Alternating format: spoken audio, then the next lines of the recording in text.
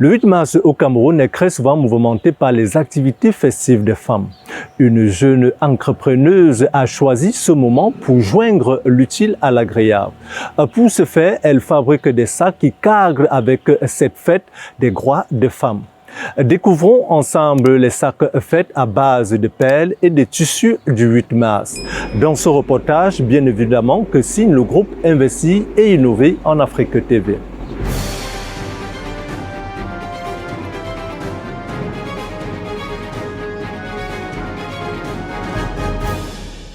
Le 8 mars, journée de la femme, est aussi un événement vestimentaire. Un pagne, symbole de la femme africaine par excellence, est choisi comme uniforme et est porté ce jour-là par nombre de femmes. La fille Bambi, comme on l'appelle affectueusement, a choisi à se faire de l'argent pendant cette période. Elle confectionne les sacs et les habits du pagne du 8 mars. Elle confectionne d'autres avec des perles. Ces sacs sont fabriqués à partir... Ça, c'est du plastique. Ça, c'est du plastique. Et là, c'est un tissu coton et des perles avec une doublure et un lacet. J'achète du plastique au marché, le plastique déjà travaillé, comme vous voyez là. J'achète au marché, j'achète le tissu au marché. Tout ce que vous voyez là, j'achète ça dans le marché camerounais. Et puis je fais ma coupe, je monte et je cours. Je pense pas qu'il y a grand-chose. Le tissu du 8 mars passe bientôt le mois de la femme. Le mois de la femme, c'est pour ça que j'ai préféré habiller en tissu du 8 mars. C'est ça qui passe dans le marché. Tous ces temps, on sait que quand c'est le mois de la femme, toutes les femmes aimeraient avoir quelque chose, soit accessoire, soit un habit qui va avec le thème et puis la journée de la femme. On sait qu'il y a toujours une tenue, une uniforme. Il est à noter que cette dame revêt ses sacs avec plusieurs tissus, pas seulement avec le pagne du 8 mars. Il y a des tissus. Là, j'ai choisi spécialement le 8 mars, le pagne du 8 mars parce que c'est le mois de la femme. Mais sinon, il y a des tissus, je vais prendre un exemple, le ndop. Il y a beaucoup de tissus, même des simples tissus, des gens qui ont des manifestations, de mariage, deuil et autres, qui demandent à avoir un sac avec l'uniforme.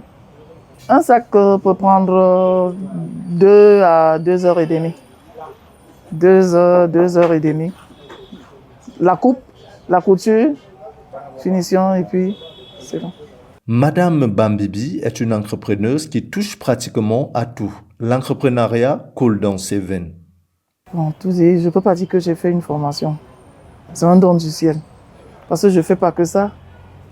Je fais dans l'agroalimentaire, la transformation, la conservation des aliments. Je fais dans la maroquinerie, je fabrique des chaussures, des sacs, des ceintures. La maroquinerie, les poufs aussi, le recyclage des pneus usagés. Je fais dans la couture déjà, habillement. Donc, ça fait que tout est venu comme ça. Moi, j'appelle ça un don du ciel. En fonction de la taille du type de tissu et des accessoires utilisés, les sacs varient d'un prix à un autre. Un sac coûte 10 000 francs. 10 000 francs. Et puis, on peut taxer à 15 000, on peut taxer à 12 000, mais 10 000 francs, c'est le prix du sac.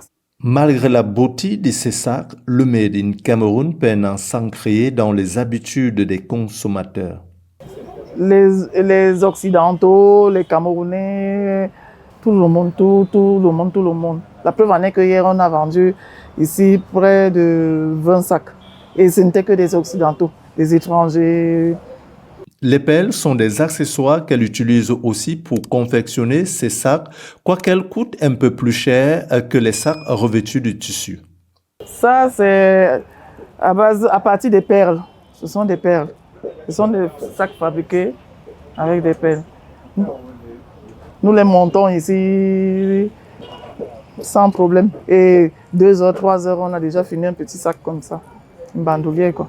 15 000 parce que les perles, nous achetons les perles un peu plus chères que le plastique.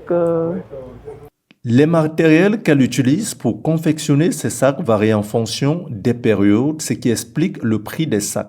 Une réalité que les clients ignorent. Les clients, comme vous le savez, c'est partout. Il y a des clients, quand on donne un prix, il y a des clients qui ont toujours leur prix arrêté dans les têtes. On dit le sac c'est 10 000 francs, le client dit j'ai 2500. Non, on rencontre ça partout, ce n'est pas seulement... Non. Et dans le marché, quand nous allons acheter, nous constatons chaque fois qu'il y a des prix qui haussent les prix des pelles. Aujourd'hui, on peut acheter un paquet de pelles d'1 kilo à tel prix et demain, quand nous revenons, on trouve que le prix a doublé. Et après demain, le prix a baissé, c'est comme ça. On ne peut pas vous dire qu'on a un prix fixe. Parce que les pelles, il y a plusieurs pelles, il y a plusieurs sortes de pelles. Ici, ce sont les pelles carrées. On appelle ça les pelles carrées. On a plusieurs sortes. Il y a les pelles rondes. Là. Il y a les pelles rondes, pardon. Donc, l'achat des matériaux, je venais tantôt de le dire, on rencontre des difficultés. Pourquoi? Parce que ce n'est pas chaque jour qu'on trouve les mêmes pelles au même prix. Comme j'étais en train de dire. On ne trouve pas les mêmes pelles au même prix. Pour la conception, on n'a pas de problème parce que c'est nous-mêmes qui les concevons. Donc on ne trouve pas trop. On n'a pas de problème pour la conception. Mais si c'est pour l'achat des perles, on a des problèmes, on rencontre des problèmes tout le temps. Alors, en ce qui concerne le design. À la question de savoir d'où lui vient l'inspiration de créer des modèles ainsi que des dessins, la fille Bambibi nous fait savoir que cela vient de façon spontanée. En ce qui concerne le design, ça arrive, ça vient comme ça. Comment on peut s'inspirer de quelque chose?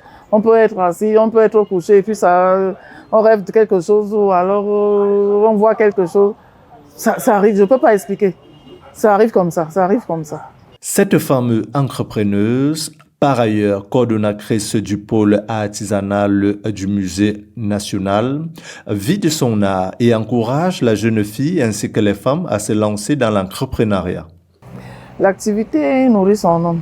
Ça, je ne peux pas... L'activité nourrit son homme. L'activité nourrit son homme. Je conseillerais ce que je dirais aux jeunes qui veulent se lancer dans le perlage. On ne se lève pas un matin pour dire qu'on va commencer, on va faire... Bon, il est bien vrai, il y a des gens qui sont innés, il y a des gens qui ont des dons. Je ne suis pas seule. Mais il faut apprendre. Il faut apprendre. Et ça nourrit vraiment son homme. Parce que c'est ça qui est à la mode. Hein? C'est ça qui est à la mode.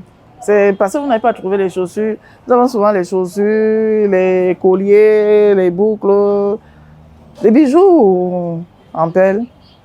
C'est juste que vous êtes venu au moment où c'est déjà presque fini. Donc, sinon que ça nourrit son nom. Et la fille Babimbi sur Facebook, la fille Babimbi au Musée national, au pôle artisanat d'art. On peut me trouver partout, partout. Je suis partout. Je suis au musée. Si vous me cherchez, vous allez me trouver au musée. Si quelqu'un me cherche, il va me trouver au musée. Je suis là. Vous arrivez au musée, vous demandez Madame Bébé, au pôle artisanat d'art. Je suis là. Je suis là, c'est pas compliqué, je complique rien. Tout le monde peut... J'ai le numéro de téléphone, le 674 84 92 53 et le 656 10 41 16.